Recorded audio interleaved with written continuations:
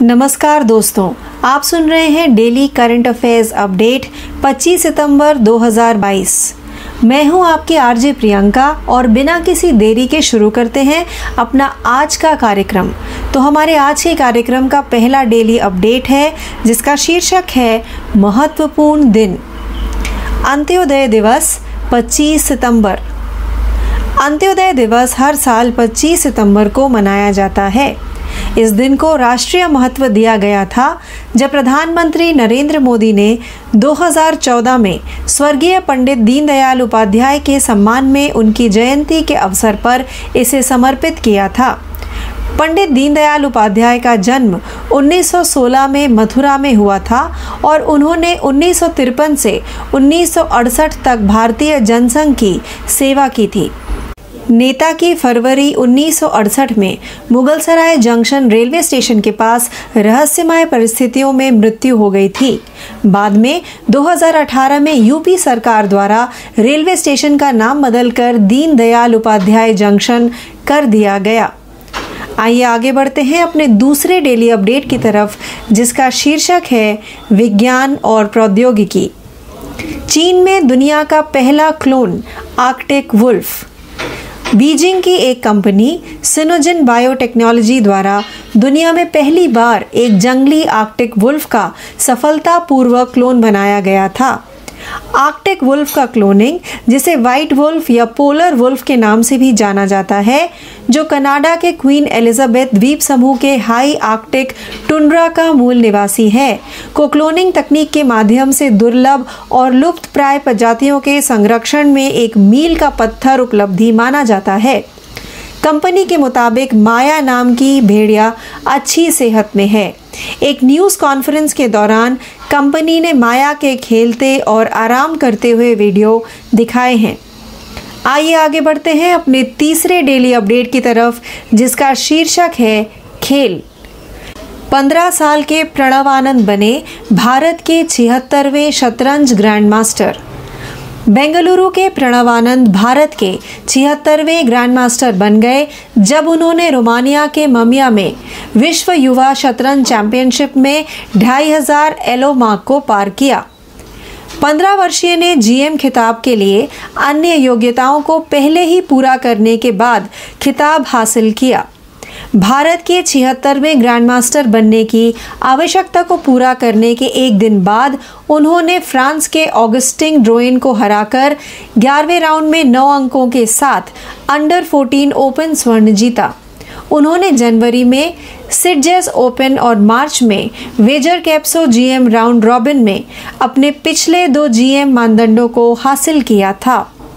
आइए बढ़ते हैं चौथे डेली अपडेट की तरफ जिसका शीर्षक है रैंक और रिपोर्ट। इंडिया रेटिंग्स ने FY23 जीडीपी ग्रोथ का अनुमान घटाकर 6.9% किया। इंडिया रेटिंग्स ने अप्रैल से जून तिमाही जीडीपी डेटा जारी होने के बाद से अपने अनुमानों को घटाकर 7% से कम करने वाले अन्य संस्थानों में शामिल होकर पूर्वानुमान को 7% से घटाकर 6.9% कर दिया। इंडिया रेटिंग्स ने एक बयान में कहा, निजी अंतिम खपत व्यय PFCE और सकल अचल पूंजी निर्माण GFCF वृद्धि अपनी पहली तिमाही में हमारी उम्मीदों से बेहतर रहने के बावजूद एजेंसी को उम्मीद है कि सरकारी अंतिम उपभोग व्यय GFCE की वृद्धि दर में नरमी और शुद्ध निर्यात बिगड़ने से वित्त वर्ष 2023 की GDP वृद्धि पर असर पड़ेगा। आइए बढ़ते हैं अपने 5वें डेली अपडेट की तरफ जिसका शीर्षक है राष्ट्रीय। स्वास्थ्य मंत्री डॉक्टर मनसुख मंडाविया ने शुरू किया रक्तदान अमृत महोत्सव। केंद्रीय स्वास्थ्य मंत्री मनसुख मंडाविया ने हाल ही में प्रधानमंत्री नरेंद्र मोदी के जन्मदिन के अवसर पर 15 दिवसीय रक्तदान अभियान की शुरुआत की। मंडाविया ने सफदरजंग अस्पताल में स्थापित शिविर में रक्तदान भी किया। मंत्री ने नागरिकों से आरोग्य सेतु ऐप या ई रक्त कोष पोर्टल पर रक्तदान करने के लिए रक्तदान अमृत महोत्सव के हिस्से के रूप में पंजीकरण करने का आग्रह किया, जो 1 अक्टूबर राष्ट्रीय स्वैच्छिक रक्तदान दिवस तक आयोजित किया जाएगा। एक अधिकारी ने कहा कि अब तक देश भर में 5,857 शिविरों को मंजूरी दे दी गई है और 5,58,959 दानदाताओं ने पंजीकरण कराया है। आइए बढ़ते हैं हमारे 6वें डेली अपडेट की तरफ, जिसका शीर्षक है विज्ञान और प्रौद्योगिकी। फोरेंसिक साक्ष्य जुटाना अनिवार्य करने वाली पहली फोर्स बनी दिल्ली पुलिस। दिल्ली पुलिस 6 साल से अधिक की सजा वाले अपराधों में फोरेंसिक साक्ष्य के संग्रह को अनिवार्य करने वाली देश की पहली पुलिस फोर्स बन गई है। केंद्रीय गृह मंत्री अमित शाह के पुलिस मुख्यालय का दौरा करने के कुछ घंटे बाद यह आदेश जारी किया गया। दिल्ली पुलिस आयुक्त संजय अरोड़ा ने सभी पुलिस इकाइयों को एक मानक आदेश जारी किया, जिसमें कहा गया, दोष सिद्धि की दर बढ़ाने के लिए और आपराधिक न्याय प्रणाली को फोरेंसिक विज्ञान जांच के साथ एकीकृत करने के लिए उन सभी मामलों में अनिवार्य रूप से फोरेंसिक उपकरणों का उपयोग करने का निर्णय लिया गया है, जहां प्रदान की गई सजा 6 साल से अधिक है। आइए चलते हैं हमारे 7वें डेली अपडेट की तरफ, जिसका शीर्षक है राष्ट्रीय। भारत निर्वाचन आयोग ने BLO ई पत्रिका का शुभारंभ किया। भारत निर्वाचन आयोग ने देश के राज्यों में फैले BLO के साथ आयोजित एक इंटरैक्टिव सत्र में एक नया डिजिटल प्रकाशन BLO ई पत्रिका जारी किया है। राज्यों और केंद्र शासित प्रदेशों में मुख्य निर्वाचन अधिकारियों CEO के कार्यालय से वीडियो कॉन्फ्रेंसिंग के माध्यम से 350 से अधिक बूथ स्तर के अधिकारी BLO शामिल हुए और आसपास के राज्यों राजस्थान, उत्तर प्रदेश और दिल्ली के 50 BLO इंडिया हैबिटेट सेंटर नई दिल्ली में लॉन्च कार्यक्रम में शामिल हुए।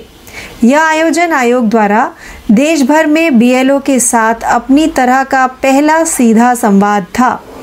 आइए बढ़ते हैं अपने 8वें डेली अपडेट की तरफ, जिसका शीर्षक है अंतर्राष्ट्रीय। अंगोला के राष्ट्रपति के रूप में फिर से चुने गए जोआओ लोरेंको। प्रधानमंत्री नरेंद्र मोदी ने अंगोला के राष्ट्रपति के रूप में फिर से चुने जाने पर जोआओ मैनुअल गोंकाल्वेस लोरेंको को बधाई दी। प्रधानमंत्री ने ट्विटर पर कहा कि वह भारत और अंगोला के बीच द्विपक्षीय संबंधों को मजबूत करने के लिए मिलकर काम करने को लेकर आशान्वित हैं। अंगोला अफ्रीका से भारत का एक महत्वपूर्ण मित्र है और दोनों देशों के लोगों के बीच सौहार्दपूर्ण और मैत्रीपूर्ण संबंध है। जैसा कि राष्ट्रपति जोआओ लोरेंको ने 1 और 5 साल का कार्यकाल हासिल किया है, व्यापार के मामले में भारत और अंगोला के बीच साझा किए गए द्विपक्षीय संबंध केवल बेहतर होने की उम्मीद है। आइए बढ़ते हैं हमारे 9वें डेली अपडेट की तरफ, जिसका शीर्षक है नियुक्ति। Prasanna Kumar Motupalli NLC India limited के CMD के रूप में चुने गए।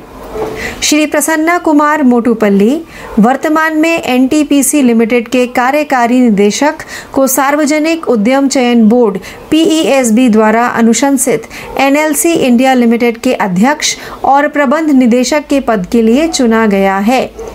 वह मैकेनिकल इंजीनियरिंग में स्वर्ण पदक विजेता और संचालन प्रबंधन, मानव संसाधन प्रबंधन, विपणन प्रबंधन और वित्तीय प्रबंधन में मास्टर ऑफ बिजनेस मैनेजमेंट हैं। उनके पास विद्युत क्षेत्र के कई विषयों में 3 दशकों से अधिक का एक शानदार करियर और विशाल अनुभव है। आइए बढ़ते हैं हमारे 10वें व अंतिम डेली अपडेट की तरफ, जिसका शीर्षक है नियुक्ति। भारतीय रिजर्व बैंक ने CSB बैंक के CEO के रूप में प्रलय मंडल को नामित किया। CSB बैंक ने हाल ही में घोषणा की है कि प्रलय मंडल को RBI की मंजूरी के बाद 3 साल के लिए बैंक के नियमित प्रबंध निदेशक और CEO के रूप में नियुक्त किया गया है। मंडल पहले बैंक के अंतरिम MD और CEO थे। बैंक ने एक बयान में कहा कि उन्हें भारतीय रिजर्व बैंक से 15 सितंबर 2022 को मिली मंजूरी के बाद नियमित एमडी और सीईओ के रूप में नियुक्त किया गया है।